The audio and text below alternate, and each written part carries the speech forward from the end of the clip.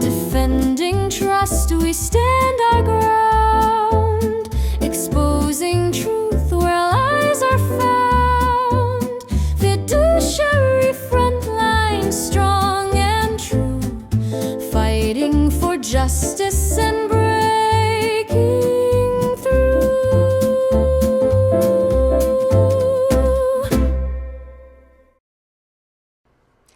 Welcome to the second episode of Fiduciary Frontline. I'm your host, Robin O'Connell. I will attempt to record and post a new episode at least once a week. My intention, of course, is to continue with candid conversations and discuss compelling subject matter, not just to provide a lot of chatter, but hopefully to provide insight and advice to other professionals in this industry. And the mission here is to open up the line of communication between licensed fiduciaries and other members of our industry that work with incapacitated adults. I believe that if we have a safe space that we can communicate more easily with one another, that will allow us to improve our processes and the services that we provide our clients. And if we put our minds together, we can work on ways to improve probate and our judicial system. However, I don't intend to just stop there. I would also like to work on ways that we can improve other arenas, such as the Fiduciary Board and the role that they play, and perhaps even the State Supreme Court Licensing Division. There's so much work to be done and so many conversations to be had. But for this episode, we are going to kind of play off of last week's episode and expand a little bit, because I would describe my experience as having at least two key pieces. Last week's episode was an expose of sorts, putting my story out there for others to hear, even though mine seems to be an unbelievable tale. It's a true tale. And it's clear to me that these sorts of actions and antics will never stop if they're not exposed. So that takes us into part 2 of Allegation Aftermath.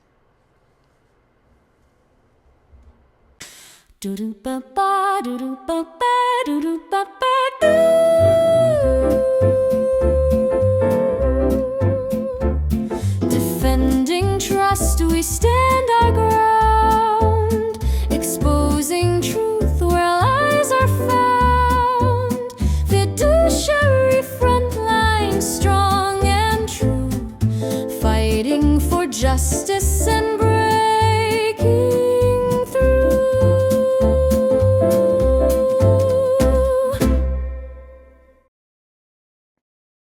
Welcome to the second episode of Fiduciary Frontline. I'm your host, Robin O'Connell. I will attempt to record and post a new episode at least once a week. My intention, of course, is to continue with candid conversations and discuss compelling subject matter, not just to provide a lot of chatter, but hopefully to provide insight and advice to other professionals in this industry. And the mission here is to open up the line of communication between licensed fiduciaries and other members of our industry that work with incapacitated adults. I believe that if we have a safe space that we can communicate more easily with one another, that will allow us to improve our processes and the services that we provide our clients. And if we put our minds together, we can work on ways to improve probate and our judicial system. However, I don't intend to just stop there. I would also like to work on ways that we can improve other arenas, such as the Fiduciary Board and the role that they play, and perhaps even the State Supreme Court Licensing Division. There's so much work to be done and so many conversations to be had. But for this episode, we are going to kind of play off of last week's episode and expand a little bit, because I would describe my experience as having at least two key pieces. Last week's episode was an expose of sorts, putting my story out there for others to hear, even though mine seems to be an unbelievable tale. It's a true tale. And it's clear to me that these sorts of actions and antics will never stop if they're not exposed. So that takes us into part 2 of allegation aftermath.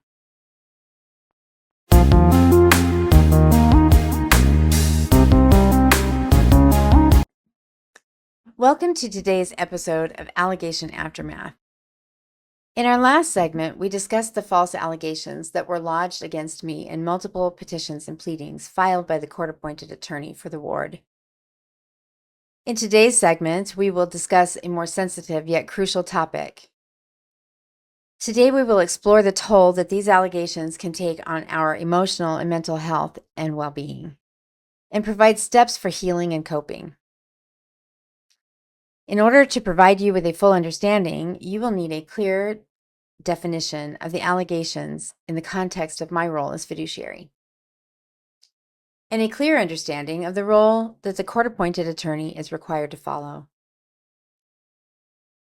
The role of the court-appointed attorney is to act on and advocate for what the ward wants, to be the voice for the ward and their wishes.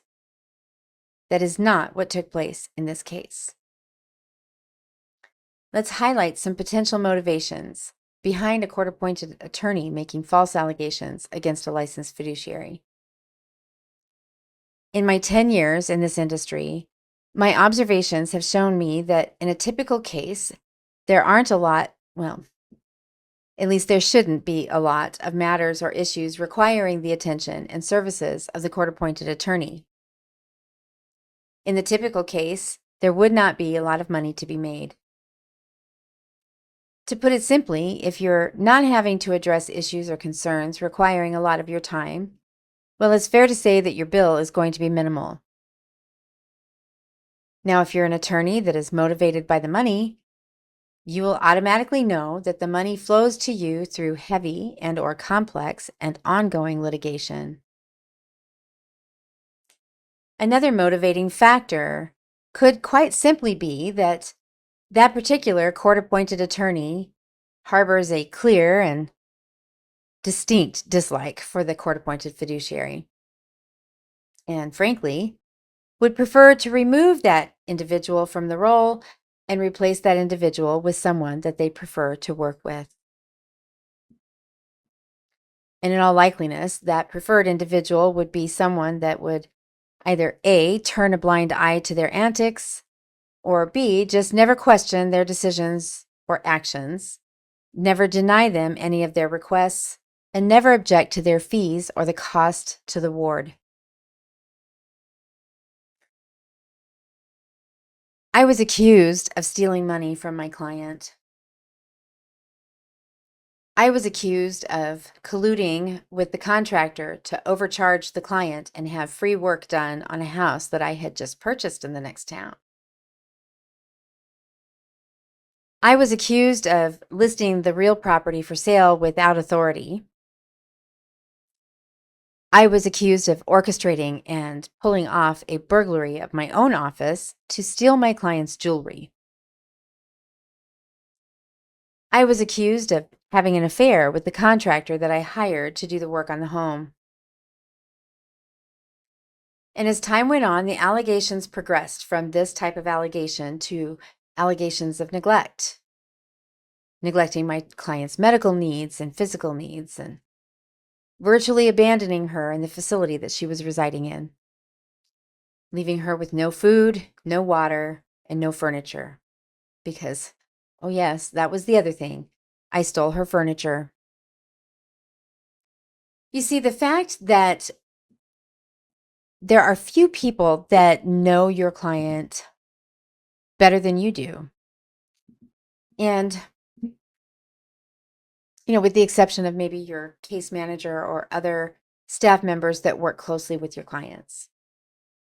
This is especially true if there's no family members, or at least none that are located nearby.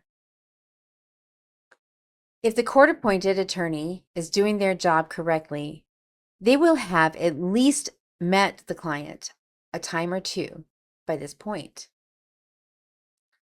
This particular court-appointed attorney does not make a habit of visiting his clients, much less getting to know them. And if it weren't for the fact that you're eyeballs deep in this ridiculousness, it would almost be comical as you sit there and listen to the presumptions and assumptions that come from the mouths of these individuals. But they are there putting on a performance for at least two other individuals that also do not know your client and have never met him or her. And since he's allowed to put this performance on, it's fairly easy for this court-appointed attorney to convince the others in the courtroom that he or she is telling the truth. Because remember, we are not allowed to provide testimony or make statements in our defense at the initial hearing. So now I want to take a step back and clarify the facts. I did not steal money from my client. I, in dual control, located $48,000 in cash in my client's home. And the court-appointed attorney assumes that there had to have been much more. That is almost verbatim a direct quote. I did not collude with the contractor to charge my client more so that I could have free work done on a house that I had purchased. For one, I hadn't purchased a home. I've been renting the same house for 7 years now. And someone did a little Google search and apparently found somebody that has my name, with the exception of a different middle initial, that had just purchased a house in Chandler, Arizona. It wasn't me. My office was burglarized in January of 2024 after the neighboring suite had been breached, ransacked, and vandalized.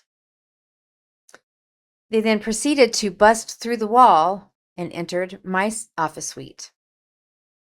Long story short, they kicked in every single locked door in my suite and worked long and hard to pry open the safe and steal the jewelry that was located inside. Boy, we could go on and on about these various incidents because there really is so much more to this. And by the way, I was not having an affair with my contractor. I did, in fact, list the house for sale. But I had every legal right and authority to do so, even as temporary conservator, firstly. And secondly, I did so only after I had asked for and was granted permission by the court-appointed attorney and the judge in the case. That permission was granted to me during a hearing in October of 2023 and is a matter of public record. I did not abandon my client, nor was I neglecting her medical needs or physical needs. I did not dump her off at some facility with no food, no water, and no furniture. I could go into very specific details regarding this particular allegation, but I don't want to go on some long rambling tirade and get off subject. So let's take a moment to discuss the effects that this lengthy and horrific period of litigation and allegations can have on your mental and emotional health and well-being. The level of stress and anxiety you experience during this dark and trying challenge is immeasurable. There's a constant worry about your reputation and your professional standing, as well as a constant fear of legal repercussions and the unknown outcomes of the court proceedings. The varying degrees of depression that you experience is daunting. You face these feelings of isolation and hopelessness due to being unable to defend yourself and due to the loss of working professional relationships and friendships. You begin to lose your passion for the work that you do and for your personal interests. You lose sight of your why. I became withdrawn from spending time with family or friends because the dominance of this experience had over my life. There were no conversations that could be had that didn't include some of what I was experiencing. And during those conversations with colleagues or friends, I could see that the person I was talking to would get a glazed look on their face, and signifying to me that this was not a topic that they were either familiar with or comfortable with, quite simply just a topic they didn't want to discuss. But how do you answer the question when somebody waves at you and says, "Hey, how are you doing?" How do you answer that question without going into some detail about how you're doing? So for me, it was just easier to pull away from those situations. Trust issues. I think that for most of my life, I have trusted people for the most part. Not necessarily in a naive way where I assume that everybody is always telling the truth or always doing the right thing. But for the most part, I really did have trust. Trust in my fellow man, trust in the system, trust in my colleagues in this industry. Well, needless to say, you develop deep issues with trusting others, including your colleagues and your clients. Paranoia about future interactions and relationships starts to set in. You wind up suffering from a sort of identity crisis, struggling with self-worth and professional identity.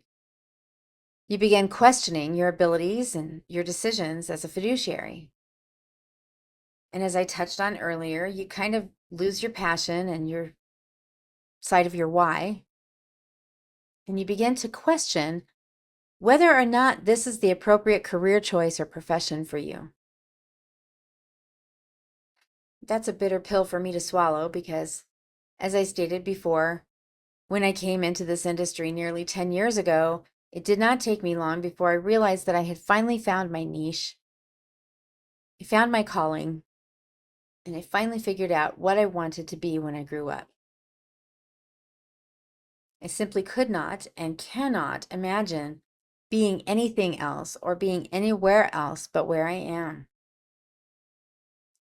Now, there are strategies that can help you cope with the situation as they are occurring, and in an effort to help others and provide resources and support for fellow fiduciaries that may be experiencing this sort of thing. I'll give you my advice on how you can cope. The first thing that I would recommend is to document everything. Keep detailed records of all interactions and communications related to the allegations and this case. In fact, best practice is to make sure that you are providing detailed and complete documentation in every case, because you can never be certain when something like this may arise. Your saving grace is going to be your documentation, and your documentation can and will serve as a reference and provide clarity during the stressful times. Number 2 is focus on what you can control. Concentrate on your professional responsibilities and maintain high standards for your work. It's very easy to get caught up in the emotions and the weight of this situation, and it very quickly snowballs into getting behind on things, and that makes it very easy for things to slip through the cracks.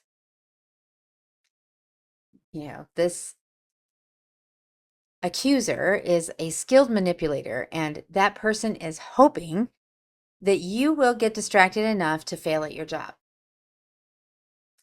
Engage in activities that reinforce your skills and your confidence. Focus on some positives, because you've got to bring positivity back into your space, into your energy, and into your headspace. Mindfulness and stress reduction techniques, practicing meditation and deep breathing or yoga to help manage your stress levels, and maybe consider journaling to process your emotions and your thoughts. This piece is extremely important, particularly if you do not have a significant pool of support around you. And the last piece of advice that I would give you is to limit your exposure to negativity. Avoid engaging in conversation that may exacerbate your stress or anxiety. Surround yourself with positive influences and uplifting environments. These are all things that I missed along the way. And had I known about some of these techniques, or if I'd had someone or something there to encourage me to practice these techniques, I may have felt a little better throughout the process than I did. It's really hard to go from being the fiduciary that's the guardian and conservator, and your day is filled with making decisions for others and protecting and looking out for their best interests and focusing on their health needs and their physical needs, their housing and their social interactions. And we're used to doing that every day for the people that we are charged to care for. So to go from that role to being someone that thinks or focuses on self-care just in general is difficult to achieve. And when your stress levels and your anxiety and your overall mental state is on DEFCON 4, you really, really forget about self-care completely. And I believe that that last piece of advice kind of segues into the steps that you can take to start healing from the trauma that you bear. Seek professional advice and help. It really would not hurt to engage with a therapist that specializes in trauma. Perhaps even one that specializes in trauma caused by legal matters and issues. You may even consider finding a support group of some sort. It's kind of what I'm really hoping comes from this podcast. Is, again, building that coalition of a group of professionals in this industry that have experienced this sort of thing. We really just need to be there, come together, and support one another. Practice that self-care that we talked about in that last piece of advice. Prioritizing your physical health and making sure that you're getting enough exercise and nutrition and, Lord knows, enough sleep. Engage in activities that bring joy and relaxation. Make time for your hobbies and the things that you love doing, and make time for those mindfulness practices. Establish a support network. Connect with friends or family or colleagues that can provide emotional support. And if you can't find these individuals, and if you lack those sources of support in your life, please call me, email me, or text me. You can find my contact information on my website for Aspen Grove Fiduciary Services. I am determined to take my experience and build something out of this. I'm determined to set the foundation and create a support network for those of us that are baselessly attacked, wrongfully accused, and falsely alleged. And lastly, educate yourself. Learn about the legal process and your rights as a fiduciary. If you understand the system, it can empower you and help reduce those feelings of helplessness. I also strongly advise you to trust your instincts. I look back now with a lot of hindsight, and we all know that that's 2020. And I realized that I was not aggressive enough. I was not persistent and pushy. I was not speaking my mind, at least not in a manner that was conveying my message. I should have pushed harder. Should have pushed my attorney harder earlier on. I can look back now and see that clearly missed opportunity to ask for a request or file a motion for an evidentiary hearing. I cannot stress enough the importance of having a conversation with somebody who knows what you're experiencing in a fashion or in a manner that allows you to process what's happening and helps you gain clear focus on that current situation. This could also quiet your mind enough to help you pay attention to your gut instinct and what your gut instinct is telling you that you can expect next, or what the next move should be. If you have insight into what the next step should be, or if you have a theory or an opinion about what is transpiring or what the next step should be, speak your mind. And if your legal team either won't afford you that luxury of speaking your mind and listening to what you have to say, or they dismiss you in any way, then you may need to consider a new legal team. When I developed the title for this particular segment, I intentionally looked for descriptive words that would encapsulate this experience. When you say the word aftermath, that truly describes the situation, because you don't just forget about it and move on, and you don't forgive and move on. This continues to be something of significance in your life. You learn from much of it, but you replay certain scenes of this experience over and over again in your mind, trying to wrap your head around it, trying to understand it, trying to determine what could have or should have been done differently. Quite frankly, you do a lot of Monday morning quarterbacking. So that would kind of take us back to the moment, circle back to that word of advice about focusing on what you can control. You can't control what comes out of someone else's mouth. You can't control something that's already been done or said. You can't control what other people think or the conclusions that other people draw from what one person said. The only thing that we can control is how we react and respond to the situation. And well, I can tell you with 100% certainty, having gone through this, that's a whole lot easier said than done. When someone tells you to remain calm and focus on your breathing, breathe in through your nose and hold it for 5 seconds and breathe out through your mouth, etc. It sounds great. And quite honestly, in theory, it works.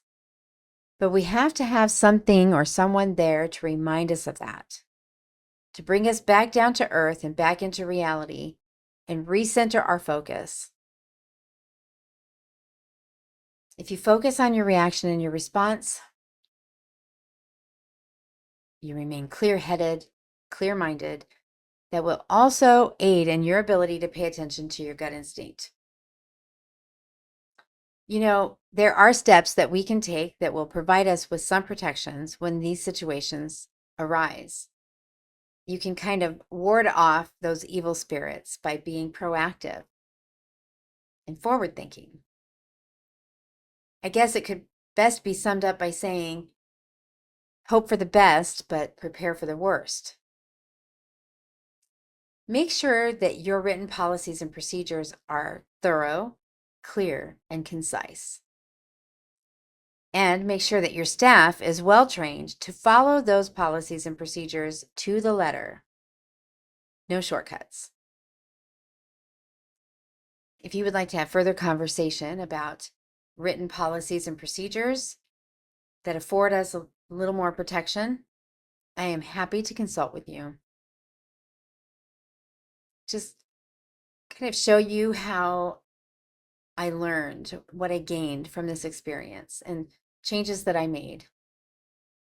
I most certainly would not use any type of proprietary protections to prevent anyone from using the strategies and the policies and procedures that I created, and I'm more than happy to share them with you. I just want to remind everybody again that you do not have to experience any of this alone. You are not alone. There are more of us out there than I think we care to admit. But I would gladly offer you support and encouragement, someone to talk to, someone to lean on, because that's probably what we need more than anything when we're going through this. I may or may not gain a following or develop a group of loyal listeners or watchers to this podcast, but whether I do or I don't, I can't express enough how grateful I am to have this forum, because it allows me to talk through my experience. And if a human being can take a negative experience and create something positive from it and help someone else get through their experience, or perhaps even help someone else avoid going through this experience altogether, well, then it's all worth it. From the ashes, a phoenix will rise. I just feel compelled to keep up the fight on some level because something good has to come from this. I refuse to believe that I would have experienced all of this crap for nothing. Thank you for watching today's episode, and join us next time for more in-depth and candid conversation on the Fiduciary Frontline. And remember to click the like and subscribe buttons. Share this content with others that you believe would benefit from the information that we discuss and provide. You can share your stories of your experiences as a licensed fiduciary or a staff member that works with a licensed fiduciary. You can submit those stories by sending an email to fiduciary.frontline@gmail.com. Using our experiences and telling our stories helps us to provide a level of support for all of us currently in this industry and for the next generation to come. Thank you again, and have a good night.